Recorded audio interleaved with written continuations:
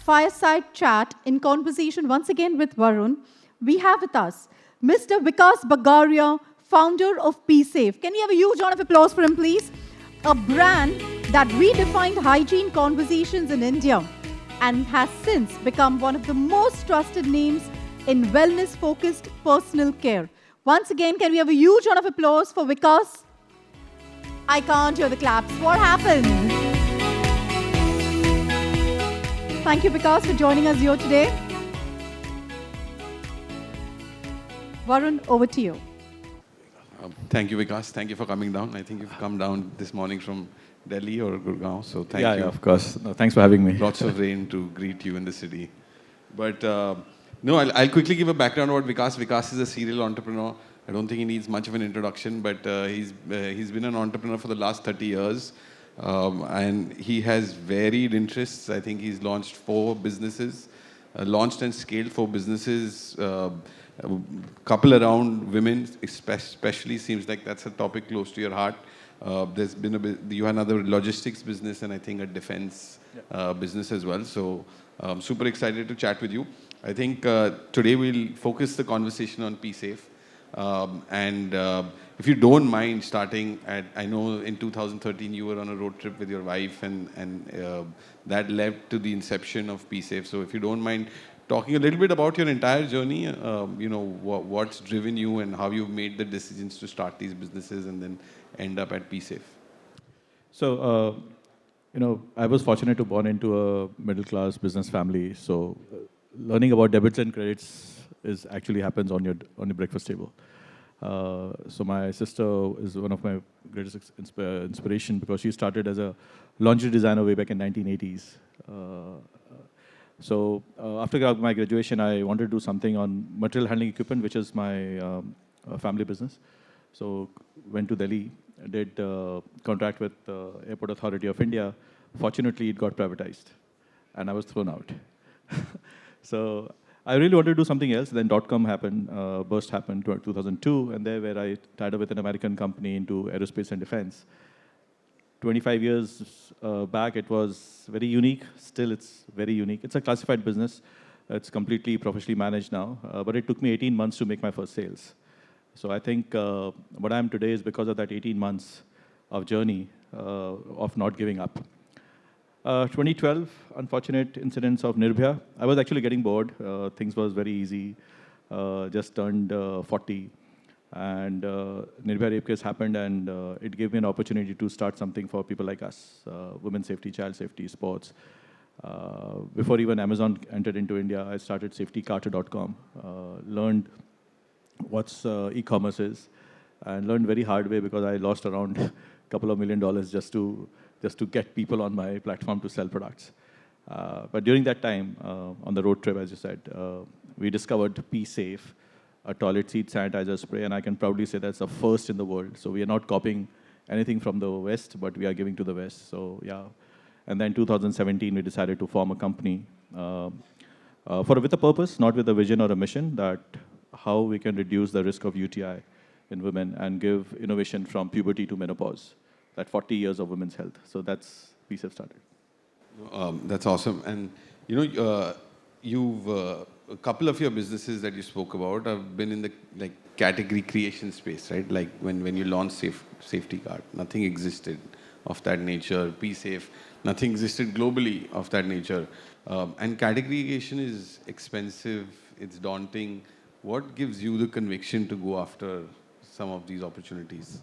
I think I go for things which is very difficult, which has always been my forte. But there are two type of people out there. Either you go into a category which is so large and you be one of the fish, or you create a category that you will be always remembered.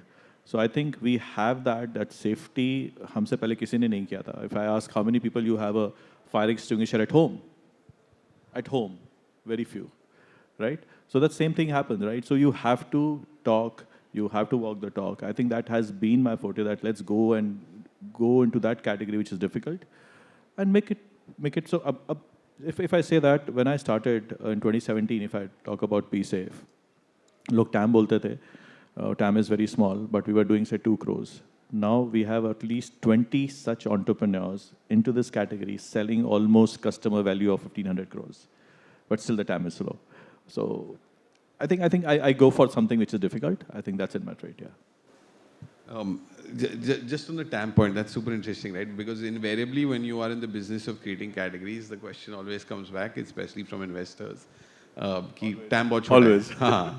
And that can be quite daunting, intimidating, especially as a young entrepreneur. You were slightly different in that you had done this, and so you had.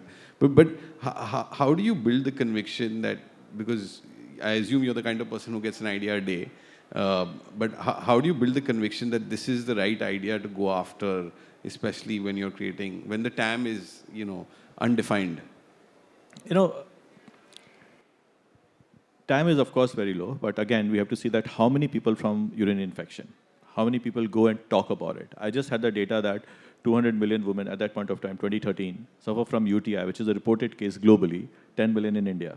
But मैं जिसको जानता हूँ, any other lady was suffering from urine infection, right?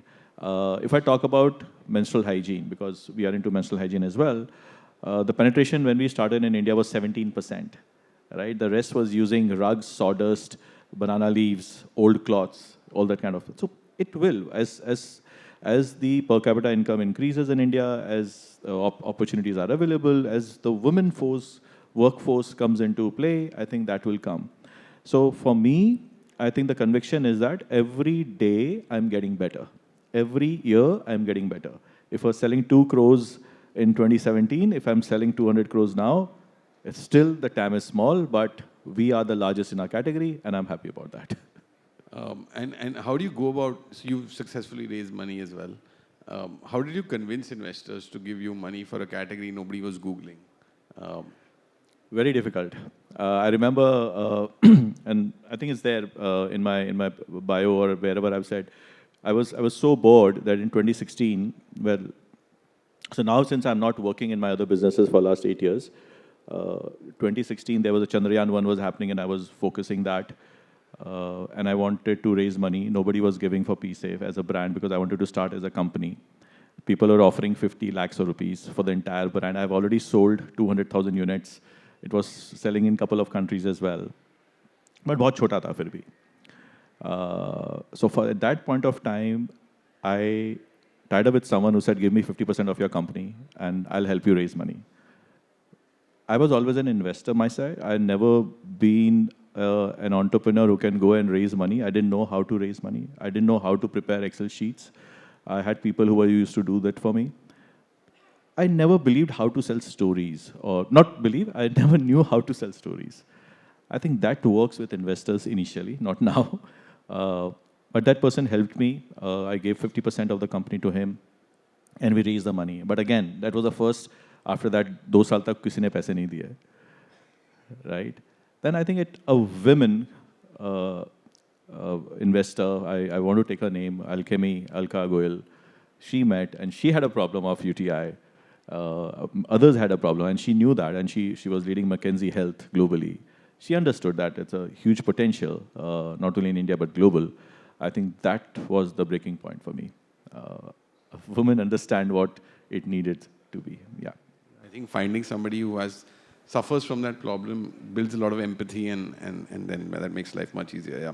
I think on your journey of building PSafe, another counterintuitive decision you made early in your journey, today obviously everyone talks about being omni-channel and going offline. You consciously, against all the advice you got, I believe, made a decision to go offline. I think today you are in 40,000 stores. A significant portion of your revenue still comes from offline. But you've built this over many years, right? Again, what gave you the foresight then that this category belonged offline as much as it did online? I think the experience while building Safety Cart, because when I started Safety Cart, there was no word called D2C. In 2017 also, D2C कोई नहीं बोलते थे उस समय. D2C was just like 2018, 19, I believe, more became famous. So I knew that it's so difficult to bring customers on your platform to sell a product which is costing $200 or 180 rupees, right? So it's better you present where your consumers are. So I always say that the next Unilever will be made not on distribution, but where your consumers are. So we started putting our product on the dhabas, at the railway station, airports, malls, colleges, cafes, small pop-ups, and that's how we got to know that if people come and see the product, it will be very easy and inexpensive. And then when we started going to offline stores. So initially, one story, कोई believe नहीं करते थे कि यार आप छोड़ के रख के चले जाओ जब बिक जाएगा तो पैसे दे देंगे. You know, we are a very small, we just starting out, we didn't have any money. But I think what worked with us was the movie Toilet Take Prem Ka Tha. 2017, it was going to release on 13th of August. I got a call, I think June end, that why don't you become our hygiene partner for the movie Toilet Take Prem Ka Tha. It's like marriage made in heaven. P-Safe toilet seat sanitizer and the movie Toilet Take Prem Ka Tha. They were asking 2 crore rupees. I had raised only 1.5 crores. How can I give that? And we said no.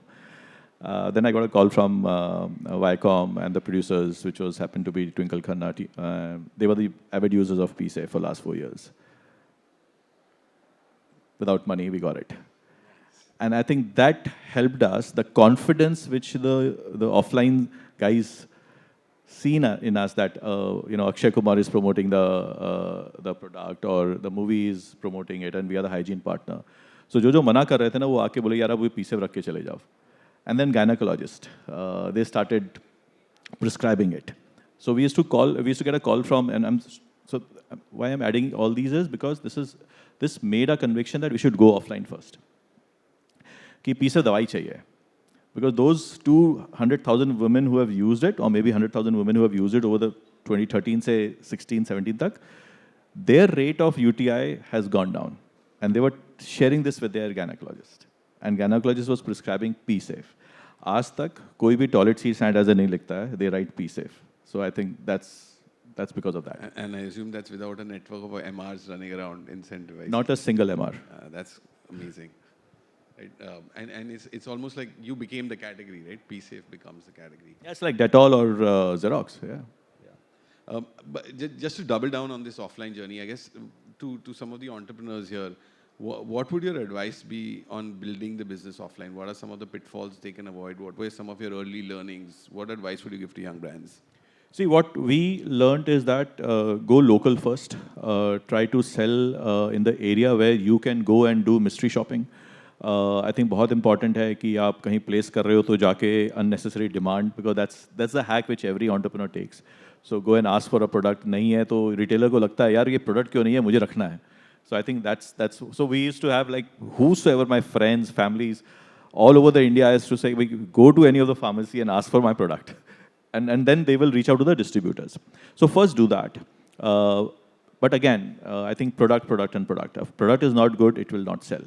Right? So you have to focus on product, go local, do mystery shopping, and place where your consumers are. For us, it was very, very easy that जब हम highway पे जाते हैं ना, we want to stop at places where the washrooms are good, right? So हम एक program चालू किए थे, P-Safe's sanitized washroom program, and we used to place P-Safe in the dhabas or the hotels or the restaurants, so that people used to stay and used to use the product. So trial, of course, because you don't have an instant gratification just like food or makeup. So it was very difficult.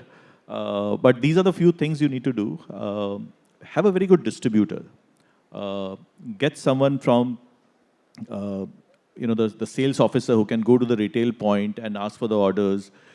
Invest in, not early in your journey, but when you grow up, when you have around 1,000 stores, invest in some kind of sales force, which can track each and every primary and secondary and tertiary. All the three should be tracked. Otherwise, you'll be forcing your product or top loading it, which many new age brand who are offline, and then when they went offline, they just did that. They just top loaded it, and it all returned. So these were the few metrics.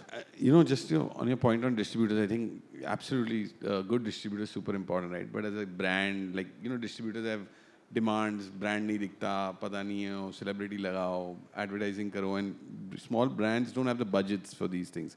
So how do you attract a good distributor when you have limited resources, haven't been around, the brand is not big? It was difficult in the beginning, but when we realized that हमें किसके पास जाना चाहिए, go to my super competitors, distributors, Reckitt and Unilever, say for example, or Reckitt or P&G, because P&G was doing disposable hygiene, and Reckitt of course with sanitizers.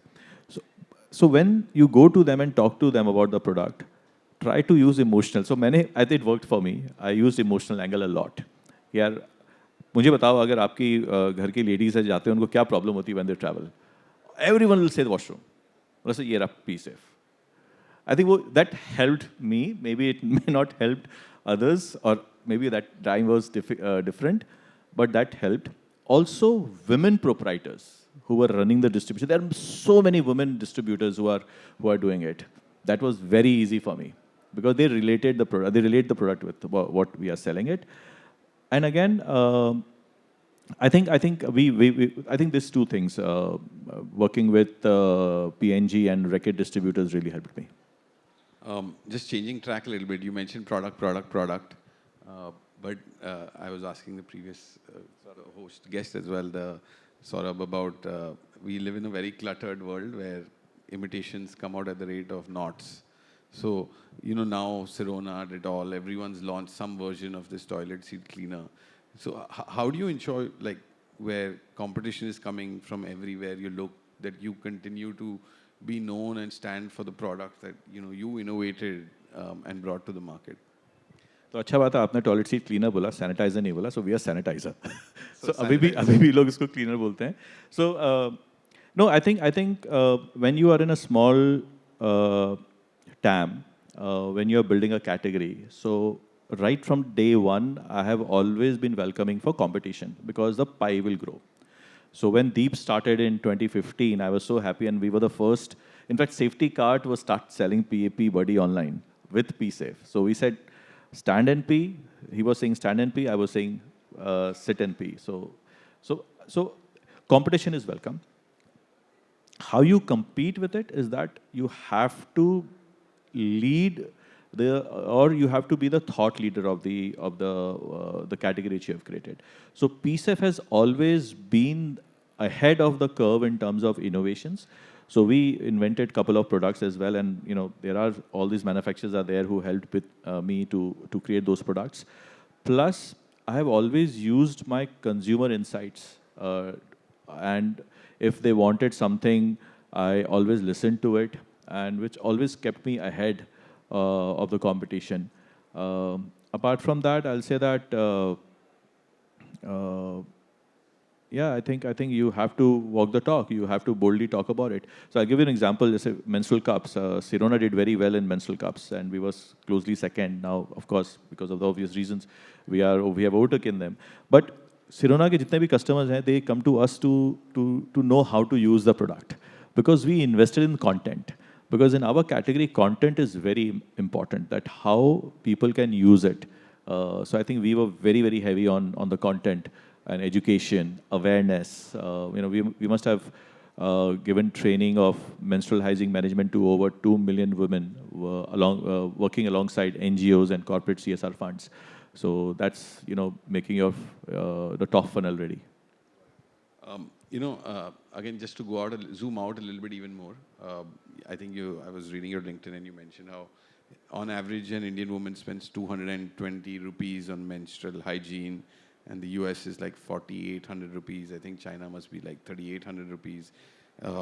So we are way off. I think you mentioned 17% penetration for sanitary pads. So it was 17. So now it's almost 29%. So, but still, like 70% of the country not using sanitary pads is just insane. Especially given the ill effects on health that come out of not using sanitary pads.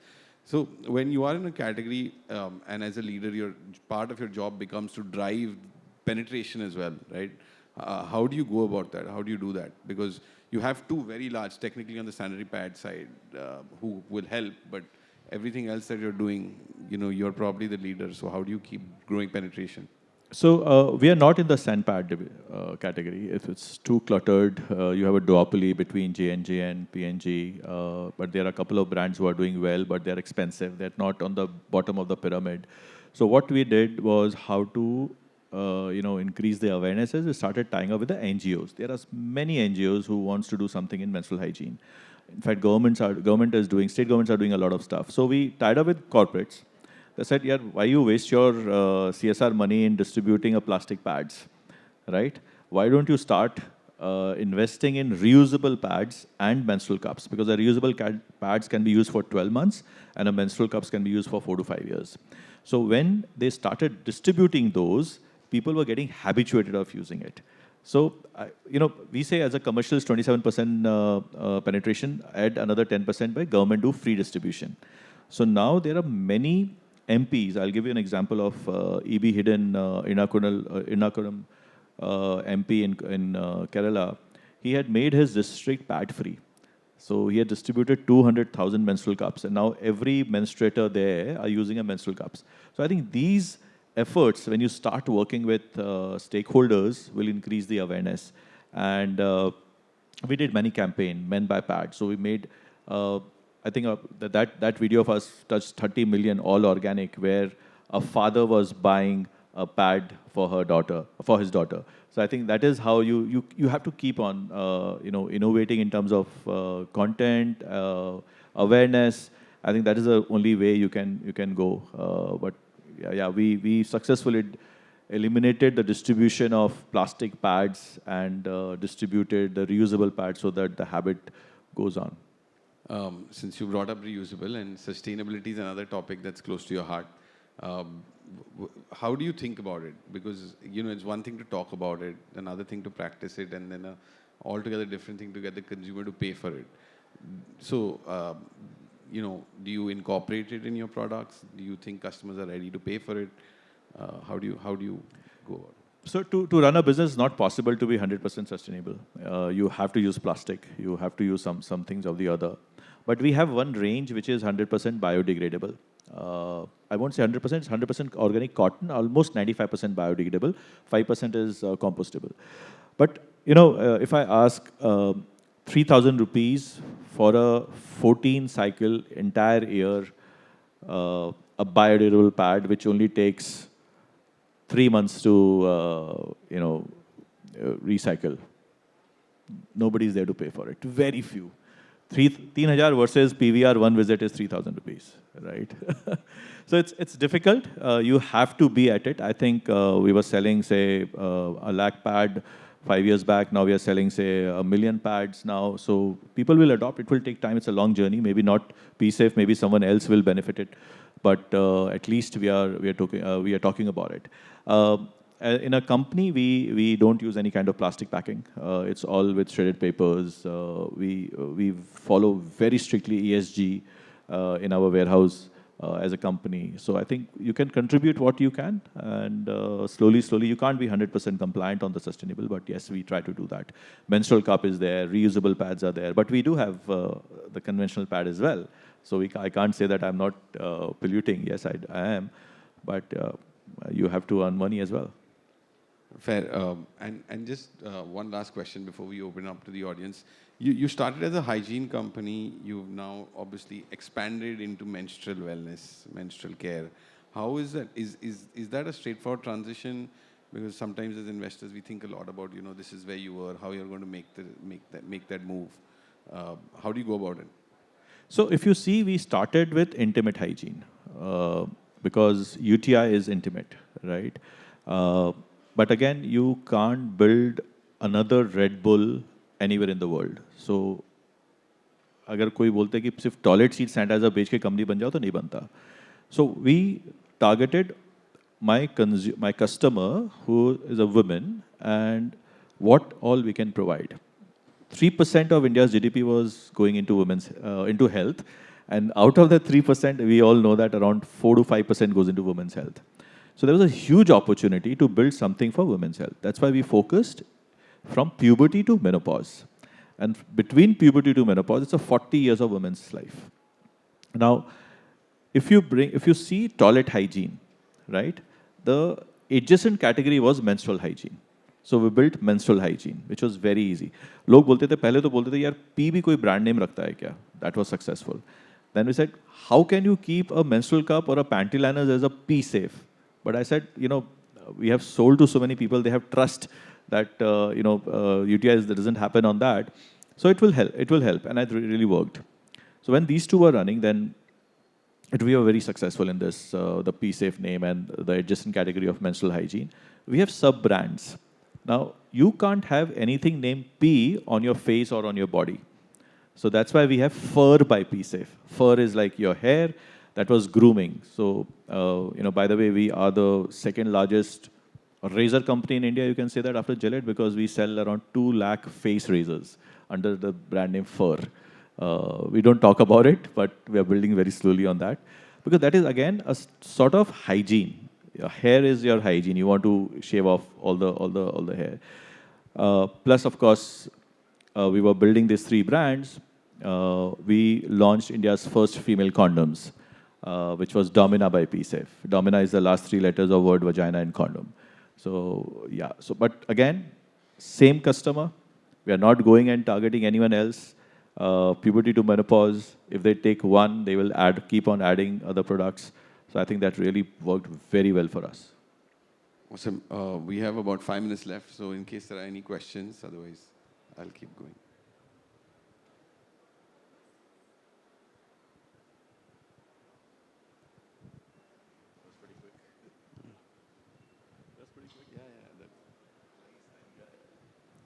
Hi Vikas, my name is Rohan and I'm just going to focus on the offline sales strategy that you were discussing.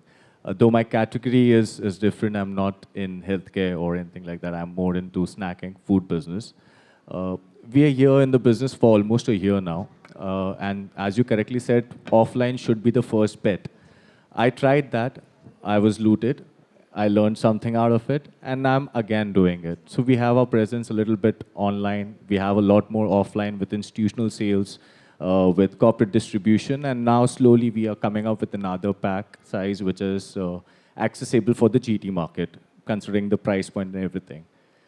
The storytelling part or the emotional angle works. It has worked for me as well, because I started it with a vision to make sure that healthy snacking is affordable to everyone. Because people like you and me and all of us here who have a decent income, we can still afford it. But our house helps and their kids, they probably don't get that chance. And that's how my brand OG Snack started. Till distribution, it works perfect, no problem. It reaches the retail as well. It gets stuck at the retail because, again, being a startup, completely bootstrapped, I do not have enough funds to build a marketing campaign, billboards or ads, or even DVCs for a matter of fact. How do you take it up from there? And just to go back on the strategy which you said about the mystery shopping, I think unfortunately after Balaji's campaign discussion, everyone knows about it. So I think that's not working for us anymore. So what would you suggest in that case? So I won't have that much of knowledge on the food category, but again, I'll say that food is instant gratification. I think trial will work for you, nothing else. Because if your product is good, if people start tasting it, if they like the taste, they will go and buy it again. So I think you have to focus on trial. I don't know how you want to do it, but I think trial and trial and trial. आप कहीं भी free sampling छोटा सा करके देखे. But again, I'll come back to what you said. Go offline first. No, it worked for me way back in 2017, but now things have changed. Now every small brand can start selling online. Learn how your products, because offline में एक बार product चले जाते हैं ना, उसको मंगाना बहुत मुश्किल है. It's very expensive, right? So reach a particular scale in online and then simultaneously build offline on that part. But again, you have to have a trial because food में अगर मुझे समझ में आया मैं तो तुरंत खाऊंगा. Right. So I'll just add to that. You're right about the trial part because currently OG Snack is procured by big companies like Accenture, Google, all Indian airports, international, domestic and stuff because they've tried it. But when you say that go online, the aggregator fees are so high that my vision goes for a toss of offering something at the lowest cost.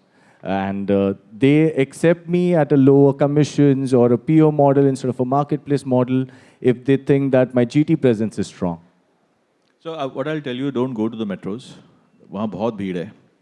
Go to tier 2 cities. Go to where a lot of students are. A lot of campuses are. Try build there. I can assure you that you'll be very successful. It will be less expensive, and people want different products which they they don't want to eat, or Gen Z, they don't want to eat what their parents were having it. So I think that will be a best bet if you can build offline there in tier 2 and 3 cities, especially in the tourist and the religious places. Because वहाँ से आप बहुत grow कर सकते हो. Great. Thank you so much. Room for one last quick question. We have just 30 seconds left. Okay, yes. I was hoping it's going to be a female who's going to ask this question. Hi, Mr. Bagaria. First of all, thank you for such an open and honest, talk. So I just want to ask you, on a lighter note, has anybody asked you, being a man, why are you running this company? Why have you started this company, which is for women? Million times. Well, I'll tell you, when I started way back in 2013, 14 में मेरे को मुश्किल होता था कोई भी conferences जाने में, where anything and everything about feminine hygiene was done, conducted by, with all due regards, all women. And since I was the man doing it, I was never invited. Right? I remember fortunately मुझे invite मिला था. So the panelists सब बैठे हुए थे, skirts, sari, jeans, and I was with my trousers. You know, that, and I can feel that walking into that room, only men, I can feel for you girls that how difficult for you guys when you go into a men's world. I felt that day. But yes, it was difficult in the beginning, but when I walked the talk, I think that was easy. I was holding, Varun, I'll tell you, my LinkedIn profile for 6 months, way back in 16, was holding a sanitary pad soaked in blood. So you have to walk the talk, and I think that really helped me. Awesome. That's super interesting. But thank you everyone for attending. Thank you. I think that deserves a thunderous applause. Come on, give it up, ladies and gentlemen. I must say, Vikas, personally, thank you so much, because as we all know, female hygiene, as Sir mentioned, it's not something that everyone openly talks about. Thank you, firstly, so much for being here with us. All the women in the house, come on, a huge round of applause. Y'all can make some noise too. That's what I'm talking about. We have a small token of appreciation for both of you. So requesting Hazel Menezes from CMPL to come on stage and to present the same. I must say that was such a knowledgeable session. I think each one seated out here, not only the women, even the men out here have gained so much. So firstly, to Vikas. Huge round of applause, ladies and gentlemen.